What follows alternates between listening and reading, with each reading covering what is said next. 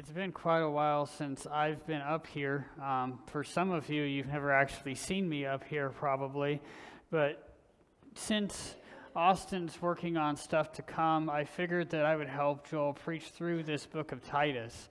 Obviously, it's not that it's necessarily necessary, but there's the point that I've always liked the book of Titus. Even when Joel was mentioning it, that's where we were going next, I was sort of thinking that that's where we should go about the same time.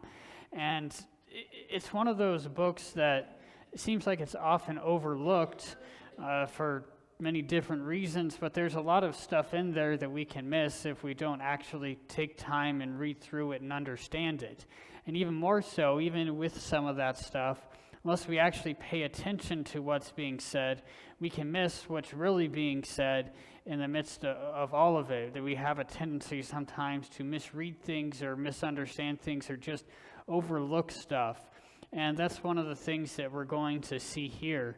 And so we're just going to start by reading through this. And as we do, I want you to just listen and to hear everything that's being said here and try to get an understanding of what's actually happening in this section of Titus. It says, "For many are not subject to rule, good-for-nothing talkers and deceivers in the mind, especially the ones out of the circumcision, whom it is necessary to silence, whoever are overthrowing whole households, teaching which things are not necessary for the sake of an indecent win. A certain one out of them, their own prophet, said, Cretans are continually liars, evil animals, idle bellies. This witness is true. On account of which reason, keep exposing them severely, in order that you might be sound, healthy in the trust, not paying attention to Jewish myths and commandments of men having been turned away from the truth. All things are pure to the pure ones, but to the having been defiled and untrusting ones, nothing is pure. Both their mind and conscience have been defiled. They are professing to know God, but by their works they are disowning, denying, being detestable and disobedient, and proven worthless toward every good work." If we look through this, we can see some things that seem to go along with one another. It speaks about, many not being subject to rule, being good-for-nothing talkers and deceivers in the mind, being continually liars, evil animals, idle bellies, which is usually translated as lazy gluttons, professing to know God, but denying by their works, but by their works they're denying.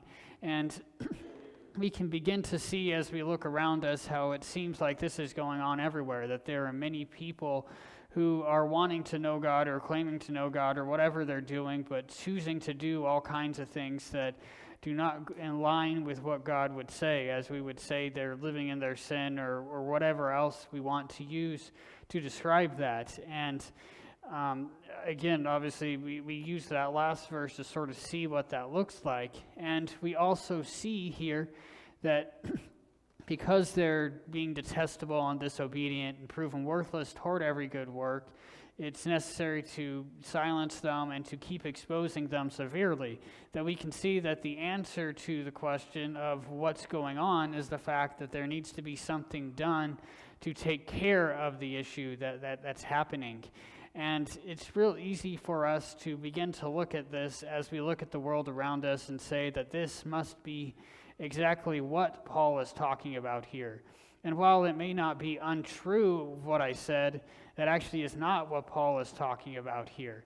If we don't actually read through this and pay attention, it's real easy for us to fall into thinking that we already know what's going on, when in fact there's something else going on. All you have to do is, I have through these verses, five of the 7 verses up there, but yet there are certain things missing that help tell the actual story of what's going on here.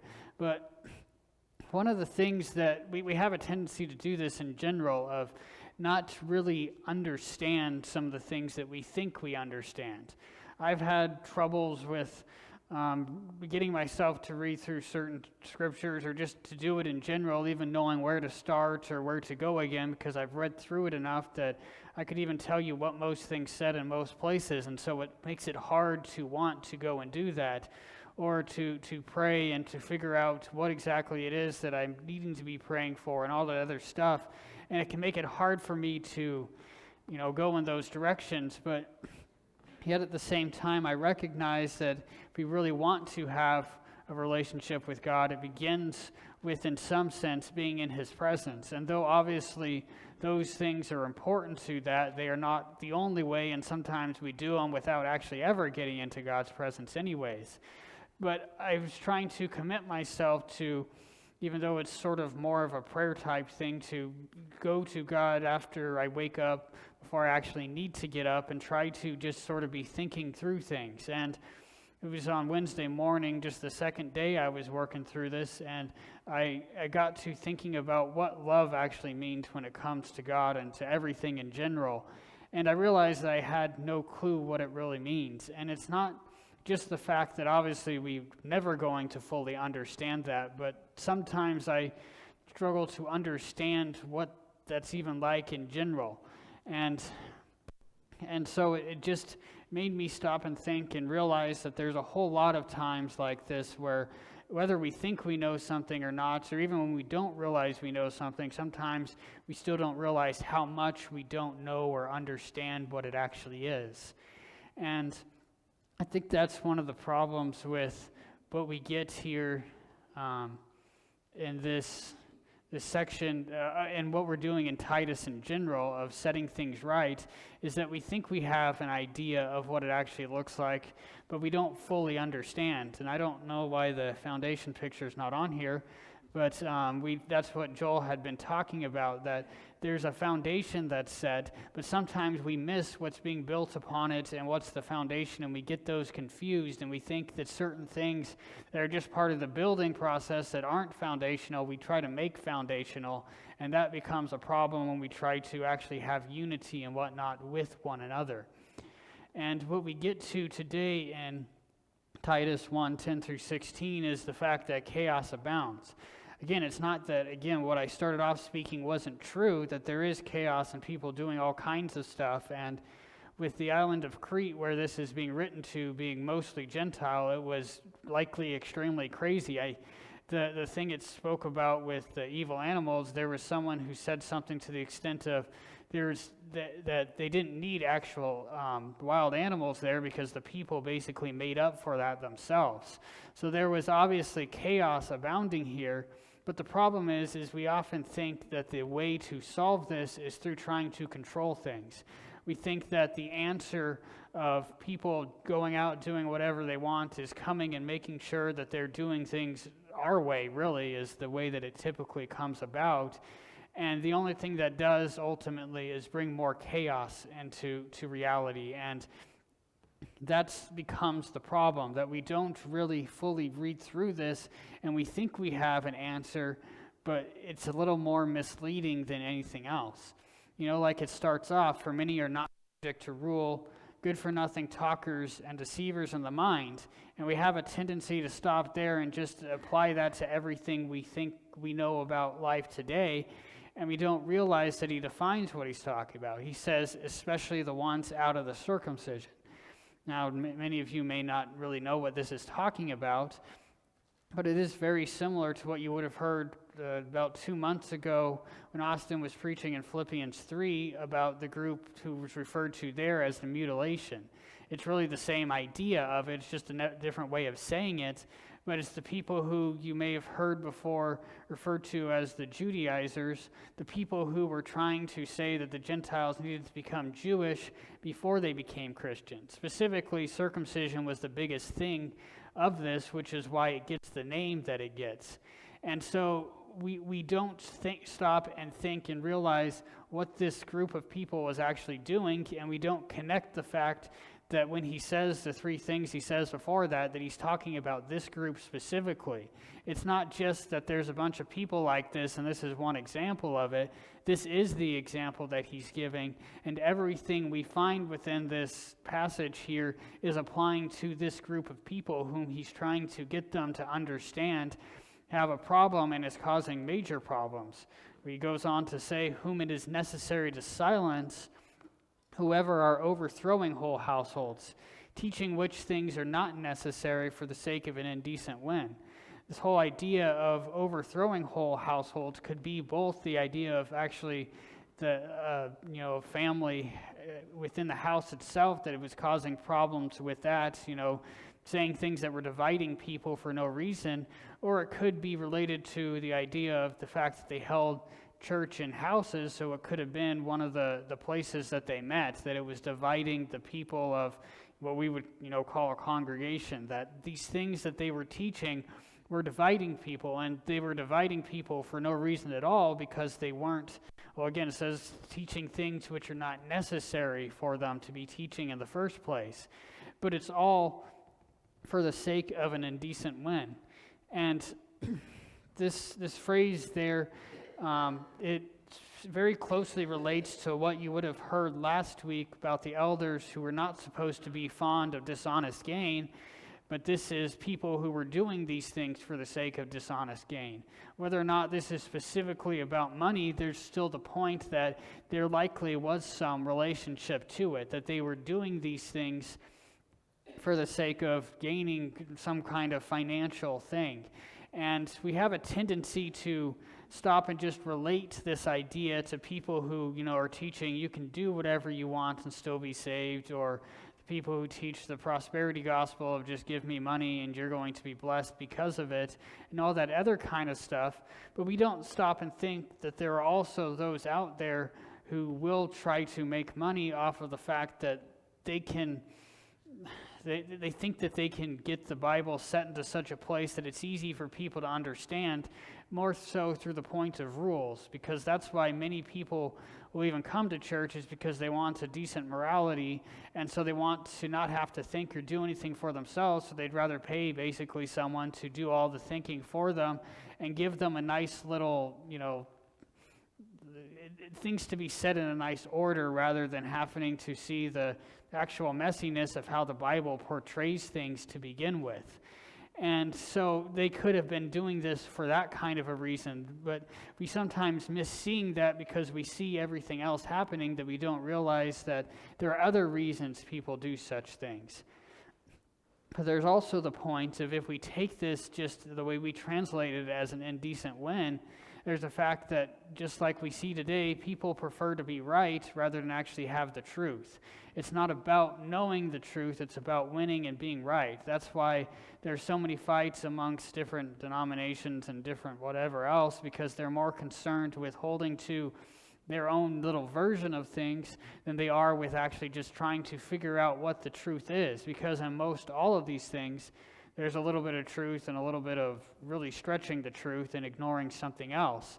And so they would rather hold on to that little part of truth and, extend it out than to see what the fullness of it is. And so that's another reason why some of these people can be doing some of these things. It then says, a certain one out of them, their own prophet said, Cretans are continually liars, evil animals, idle bellies, and this witness is true. And so again, we have a tendency to think, well, this is how all the people were, and so they needed to control them to get them under control because of everything that was happening. And though there is some truth to that, again, Paul's sort of saying that both this witness is true in general, but he's more applying it to the false teachers, the people who are trying to push out all these different rules upon people, that they're the ones actually being it. We'll see this especially at the end of this passage, that basically he's saying, these are the way you look at everyone around you, but you're actually doing these very same things yourself. But the Cretans did have such a reputation for this that they had a verb coined for it. The Greek word kretizo meant to be a Cretan, and it had the idea of lying and cheating. And that's exactly what we're seeing in what is even said here. Basically, they were taking advantage of the people, that the Gentiles were coming in not knowing anything. The Jews had the scriptures and everything else, and so they were taking advantage of the ignorance of the Gentiles and leading them into their own opinion and their own thoughts and what they wanted it to say, or to take advantage of the people, whatever they were doing, rather than actually just sharing the truth with the people and letting God actually lead them in the process. And that became the biggest part of the problem, is how they were taking advantage of them. It goes on to say, on account of which reason, keep exposing them severely, in order that they might be sound, healthy in the trust, not paying attention to Jewish myths and commandments of men, having turned away from the truth. Again, we have a tendency to think this is more about control than anything else, and that the idea of exposing them is to both show them to everyone else that they're a problem and basically drag their name through the mud, as we see happening all the time around us, but also basically because of the severely thing of going and basically yelling at people until they do what you want them to be doing. And I think, though there may be some point to the fact that sometimes you do have to, get a little harsh with things to get through to people, we miss the point that I think what's really being said with exposing here is the idea of exposing them to themselves. It's the idea of getting to the point where they recognize this thing within themselves, because if you just have someone tell you something that you're doing wrong or whatever, it can easily just go over your head and you don't really care about it. But when you see it for yourself very clearly, it can become a lot easier for you to actually want to even do something about it in the first place, because it's something real to you. And that's really, I believe, what he's trying to say. Again, it's because so that they'd be sound and healthy in the trust. It's to help them get back to that point of where they're actually on the right track. But it's also so that they're not paying attention to Jewish myths and commandments of men. What's going on here basically is that these were being used to prove their whole ideas, that they were taking Scripture and then adding some other stuff to it to help prove that their version of how they were understanding the Scripture was correct, because they had these other things to go along with it. They had whatever these Jewish myths were, these commandments of men, they just had all this stuff listed out so that it would help prove to the people that what they were saying was right. And so again, it was a way of manipulating and taking advantage of them so that they would agree with them and so that they would go along with what was being said there. And that was again, one of the major problems that they had, is that it's real easy to take advantage of people when you've got, more stuff that supports what you're already trying to say to go along with it. Again, we see all kinds of stuff happening with that today, even with people just using the Scripture itself, of just taking it however they want to without actually understanding the whole meaning of it, because it sounds like it says something just by itself, and they use that to, again, support their own direction or their own way of going about things. Or it's like the idea of the fact that two people, or you can have your own understanding of what. Basically, you're trying to do something, but it's not going very well. And you can easily take that to say, well, Satan's trying to stop this from happening, or you can say that God's trying to tell me that I shouldn't be doing this. But the only real difference between the two is what a person wants to do. If they want to do it, they're saying Satan's trying to stop it, or if they don't want to do it, they're saying that God's telling them that they shouldn't be doing it. And it's all, it's just different little things to support their idea of what they want in the first place, even though the exact same stuff was happening that was causing problems for them to do whatever they were trying to do. And again, it's real easy to buy into and be led into these things when we don't actually really fully understand what's going on.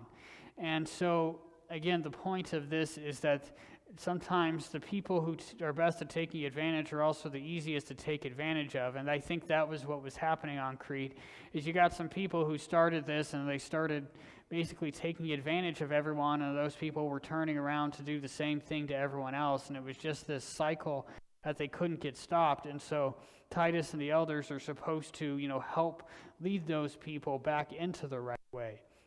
And one of the things that might be happening with that is the fact that this letter likely would be read to all the people so that the people would hear it for themselves what was going on. And especially in these last two verses, we see what he's saying about them. It says, all things are pure to the pure ones, but to the having been defiled and untrusting ones, nothing is pure. Both their mind and conscience have been defiled. This is sort of seems randomly thrown in there and sort of hard to understand. And I think sometimes we sort of misunderstand what's being said. I was struggling with that early on because, again, it seems like we're supposed to believe that what's being said here is that the people who have been redeemed and cleansed by God, have it all figured out, or, they have the idea of what's right and what's wrong, and they're living it out. Where to everyone else, because of sin, their minds are so defiled and screwed up that they can't see the truth and they can't live it out. And though there may be truth to that, that's not at all what this is saying. We sort of have to read it in a Jewish understanding, because again, that's what we've seen is what he's talking about, but it's basically this idea that all things are clean to the clean ones, but to having been unclean and untrusting ones, nothing is clean, but both their mind and conscience have been made unclean. And so again, the first part of it reminds me of what is said in Acts chapter 10 to Peter when he's being made known that the Gentiles are accepted, when it says that all things, what God has made clean, do not make unclean. And it's the whole idea is that he was telling them that the Gentiles were actually made clean and they were no longer unclean. But it goes beyond that, and it's basically the idea that once you've become clean, sometimes you even go to the point of recognizing some of the things you thought were unclean are not exactly seen in that right manner. So it's coming to an actual full knowledge of things. But the bigger point he's making out here is that though they thought that that's what they were actually this other side. Because to the ones having been unclean and the untrusting ones, nothing is clean. Basically, it's to the point where nothing is good enough for them because they were so concerned with pureness, or cleanliness, whatever you want to say. Nothing was good enough for that. It's sort of like the idea of the people who have an over-obsession with women's modesty. And I'm not talking about the people who just sort of, might have a point, or the people who are taking it a little too far. I'm talking about the people who a woman could be completely clothed and no one would consider it anything wrong, and they would still find a way to call it immodest because nothing's actually good enough for them. Or like the person who's so caught up in greed that once they have something, they want more, and nothing's ever good enough, so they never actually have enough. And so that's sort of the point, is that nothing was ever pure enough for them. It's not just saying that, the sin's over there, so I'm going to stay away from it. It's constantly drawing the line and moving themselves farther and farther away, because even that stuff in the middle has become sin to them at that point, because nothing is good enough for actually doing what they're supposed to be doing. And so basically he's saying that their mind and conscience have been made unclean and have been defiled because they've gone so far in this direction, to the very point where he says about them that they are professing to know God, but by their works they are denying, being detestable and disobedient and proven worthless toward every good work. Again, we have our own understanding of what the first part of this phrase means, but I don't think we really get what he's trying to say with it. It's very much like what Jesus was constantly saying to the Pharisees and other religious leaders throughout the gospel. Specifically, the Gospel of John has this idea said in different ways, but basically Jesus is telling the people that you claim to know God, but you don't recognize me, that I've come as God in the flesh and you haven't actually recognized me. And that proves that you don't actually know God in the first place. Specifically, what he says is that if you knew God, you wouldn't be trying to kill me. That's the very work that he would have been talking about there, that they were doing, that proved that they didn't actually know God in the first place, because they were trying to kill him when he actually came to them. And that's really what's being said here, is that these people are professing to know God, but their inability or unwillingness to accept that the Gentiles were supposed to be a part of it without having to go through all this stuff that they were basically mostly making up, was the fact that that was what they were doing that was proving that they did not know God in the first place. But it gets even harsher here because he calls them detestable, which is actually a Greek word that is used to translate the Hebrew word for abomination. So he's telling them that they were an abomination and disobedient to the very God that they were claiming to worship. These very things that they definitely would have been saying about all the Gentiles and everybody else around them are what actually they are the ones being, because they're trying to take the gospel and make their own version of it, make their own additions to it, or whatever you want to say about it. And that is why they are proven worthless toward every good work, which again likely goes back to the point that they were trying to do all the good works and try to do things right, but yet they had proven themselves that they couldn't do any of that because they were so concerned about all of these things and didn't actually have a purpose in the first place. And so we see this is the problem that was happening here on Crete, that the chaos was abounding, but the people were going all about it in the wrong way. There was plenty of sin and all this other stuff going on, but they were trying to seek to control it. They were trying to make it more or less really what they wanted it to be, but they were trying to control everything that was happening, and that just made the chaos worse. Again, it's part of the reason why I used fire here is because when you try to fight fire with fire, it just makes it bigger. It doesn't really work very well when you're trying to do that, but that's what the people were trying to do. And it's a problem that I think many times we have today, just in a very less obvious way at times. You see, we have a tendency to, whether it's with ourselves or with others, to try to control the situations. We think it's all about what we're doing and everything else, and we try to control and make sure that we're doing all the right things and everything else, and we miss what it's really all about in the first place, which really, we miss the point that it's about actually having a relationship with God, which doesn't mean none of the other stuff happens, but we focus on what comes out of that rather than actually the relationship in the first place. But one of the ways we have a tendency to try to control people is the fact that we see the sin that they're doing, and the reason why we want them to change isn't because it's better for them, but because we don't actually like looking at it in the first place. We don't like seeing about it or hearing it or knowing that it's happening, and we want that person to change just so we don't have to continue to deal with that.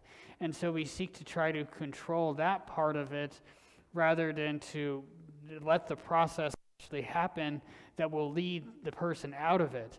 You see, I think instead of trying to control things, there's another way we can go about doing this. And so a couple of these things are actually what we are going to see in the next couple of sermons here in Titus. But the first one is just simply to be an example. That if you actually want to help people change or to know what they should be doing, you should be doing it yourselves. And we have to be doing it around those people, or else they're never going to see it or know about it in the first place. That we have to be willing to actually get within the mess of other people and their lives if they're going to actually have anything to help them out. Because again, though we're not supposed to control that situation, it doesn't mean that we have no part in helping people through any of this. The second part of it is that we have to actually continually lead people to God. Without Him, nothing's going to happen in the first place. He's the only one who in any sense brings about the change. He's the only one who's going to help them out. I mean, it comes down to the fact that we don't really fully understand the love of God very well, and until we do, it's never going to actually change us. We have a tendency to think that when it comes to surrendering to God, it comes out of the idea of it being an obligation, about it being because He's an authority over us, we have to surrender to Him. And though it's not a completely inaccurate thing, when we do it from that perspective, it doesn't usually end well. Most likely it's going to lead to bitterness and not wanting to even serve God any longer because it feels like He's just controlling you. When instead the idea of surrender actually comes out of the love that God has for us. You know, it's like what it says in 1 John, that we love because He first loved us. That there's a lot of that just leads to it being a natural reaction to us. That we simply surrender to God because of what He has done for us rather than just simply because of who He is. And that begins to change things. But until we actually know God, we're never going to know that in the first place. And it's not just knowing about Him, but it's actually knowing Him for ourselves. And so again, whether it's in the life of another or ourselves, we have to go to God and we have to actually learn from Him. That becomes the very starting point for how all of this is going to take place. Because sometimes what a person needs when they're struggling through something isn't you going and reminding them that they're still doing the thing they shouldn't be doing. Sometimes you just need to lead them back to God. Because the reality is, if we believe that they have the same Spirit indwelling them as we do, then He's going to lead them to that same conclusion, and we don't have to try to basically control and force that upon them ourselves.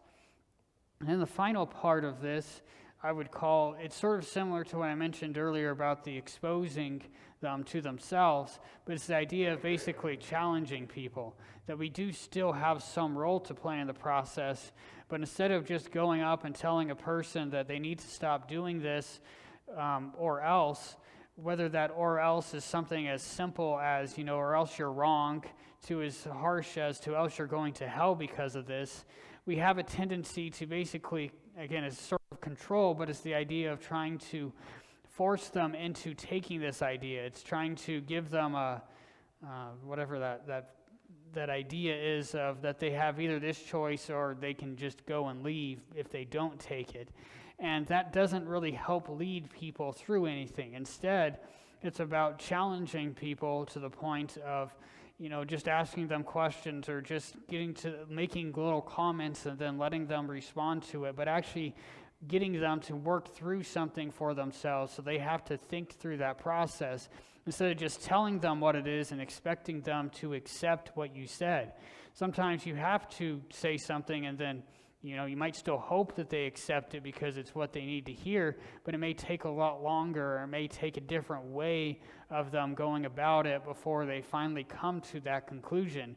And sometimes we have to be willing to wait. The whole idea is that it's going to happen on God's timing and not our own.